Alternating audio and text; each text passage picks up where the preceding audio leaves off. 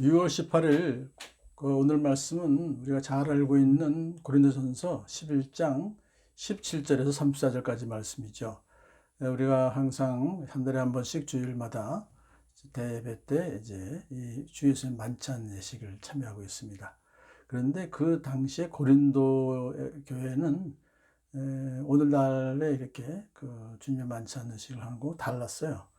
왜냐하면 저녁 식사 때에 이제 애찬을 나누면서 그러면서 그 주님의 만찬 의식을 이제 갖게 되었었어요.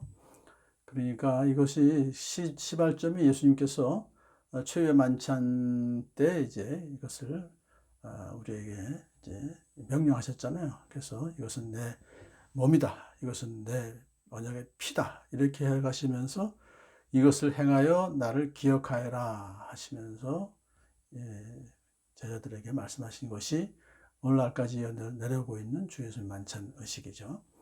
그러면 무엇이 과연 고린도 교회에서는 문제가 됐었느냐 하는 것을 바울은 이렇게 지적합니다. 분열이 있었기 때문에요. 교인들이 이제 다 함께 모여서 만찬 의식을 함께 같이 참여해야 되는데 그 당시에 이제 어떤 한 성도의 집이 이제 교회였기 때문에 그 집의 저녁 때 식사를 하기 위해서 애찬을 나누기 위해서 오는 시간이 달랐어요. 좀 부유한 신도들은 먼저 일찍 오죠. 뭐 시간과 돈이 여유가 있으니까. 그래서 먼저 교회에 와서 자기 저녁을 먼저 먹어요. 그리고 또 술까지 마셔요. 그러다 보면은 나중에 이제 일 마치고 귀가해서 오는 가난한 사람들, 그 사람들은 뭐 앞에서 다 먹어서 어떤 때는 아무것도 먹을 게 남지 않았어요. 그러니까 먼저 먹은 사람은 술까지 그냥 취해서 그런 상태까지 갔는데 늦게 온 사람들은 배고파서 아주 고생을 했다. 그것이 이제 예수님께서 지적하신 것이죠. 그러니까 예수님의 죽으심을 기억한다고 하면서 정작 예수님이 살 찢기시고 피 흘리셔서 사랑하신 그 신도들을 차별하는 거예요.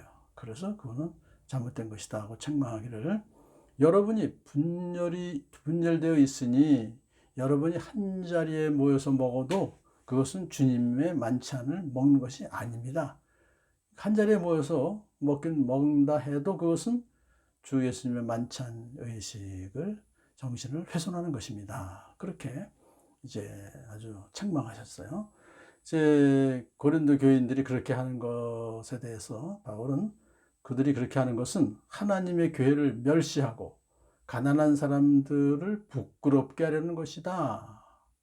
그러므로 그리스도의 몸된 교회가 하나가 되어야 되는데 이것은 분열을 조장하는 것이다. 그렇게 책망을 했어요. 사실 그 당시하고 지금은 이제 차이가 있기 때문에 이것을 그대로 우리 오늘 이제 이 시대에 적용할 수는 없습니다만은, 적어도 우리가 주 예수 만찬에 참여하는 우리 성도들은 한 몸된 교회의 그 지체들로서 서로 사랑하는 마음을 갖고 주 예수 만찬을 참여해야 되겠다. 예수님께서 항상 서로 사랑하라 라고 하신 말씀을 기억하면서 예수님 만찬에 참여해야 된다는 것을 우리에게 일깨워주죠. 그러면서 이제 오늘날에도 적용될 수 있는 그런 권면이 몇 가지가 더 있죠. 각 사람은 자기를 살핀 후에 주 예수님 만찬을 받아라 그랬어요. 자기가 합당하게 주님의 빵을 먹는지 주님의 잔을 마시는지를 살펴야 된다. 그러니까 이 주님의 만찬이라고 하는 그 의미가 무엇인지를 생각하지도 않은 채 그냥 단지 배가 고파서 배 채우기 위해서 먹고 마신다. 그것은 결국은 예수님께 죄를 짓는 것이다. 왜냐하면 예수님께서 흘리신 피와 찢기신 몸에 대한 그 의미를 전혀 생각하지 않고, 그것이 결국 자기를 대신해서 희생해서 바치신 거 아니에요? 그것을 잊어버리고 그냥 단지 뭐 빵과 포도주를 마신다는 것은 하나님께 죄를 짓는 것이다. 그러면서 이제 우리가 주 예수 만찬 예식을 참여하기 전에 생각해 봐야 될 것은 결국은 두 가지죠.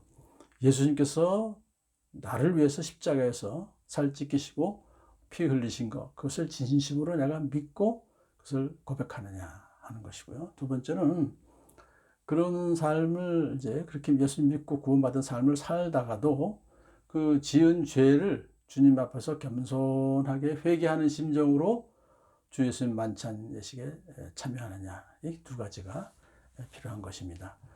자, 그러면서 이제 바울이 경고했죠. 뭐냐면 몸을 분별함이 없이 먹고 마시는 사람은 심판을 받을 것이다, 그랬어요. 그래서 여기서 이제 우리가 주 예수님 만찬의식에 대해서 바로 이렇게 자기를 살피지 않고 그냥 뭐 생각 없이 그냥 그렇게 막 서로 분열한 가운데 먼저 뭐 배불리 먹고 또 취해서 그렇게 된 그 사람들에 대해 이렇게 말하는 거죠. 그래서 심판을 받을 것이다. 근데 이 심판이라고 하는 것이 뭐 지옥에 가는 그런 심판이 아니라 하나님의 징계를 뜻하죠. 그래서 그 예를 든 것이 몸이 허약한 사람이 너희 가운데 있다. 또 병든 사람이 가운데 있다. 그리고 죽은 사람도 있다. 아마 이것은 그 당시 고린도 교회에 초자연적인 심판이 있었다는 것을 의미합니다. 그러므로 이 주님의 만찬은 한낱 무의미한 형식적 의식에 그치는 것이 아니라 예수님께서 우리 성도들의 믿음을 강하게 하기 위해서 제정하신 아주 중요하고도 거룩한 의식이다 하는 것을 잊지 말아야 될 것입니다. 자, 바울이 이제 한마디 더 했죠. 우리가 아는 거. 그러므로 여러분이 빵을 먹고 이 잔을 마실 때마다 주님의 죽으심을 그가 오실 때까지 선포하는 것입니다. 그랬어요. 그러니까 오늘날 저와 여러분이 주 예수님 만찬에 정기적으로 참여하는 것 자체가 예수님의 죽으심을 이제 선포하는 것이다. 온 인류를 위해서 예수님께서 죽으셨다는 사실을 이웃에게 증거하는 것이다. 그렇게 말을 했어요. 그래서 우리 서로 사랑하며 한마음 한뜻이 되어서 스스로를 살피고 그리고 주님의 만찬에 참여하여서 주님 오실 때까지 주님의 죽으심을 선포하는, 증거하는 그런 삶을 살아가는 저와 여러분 되기를 간절히 소망합니다.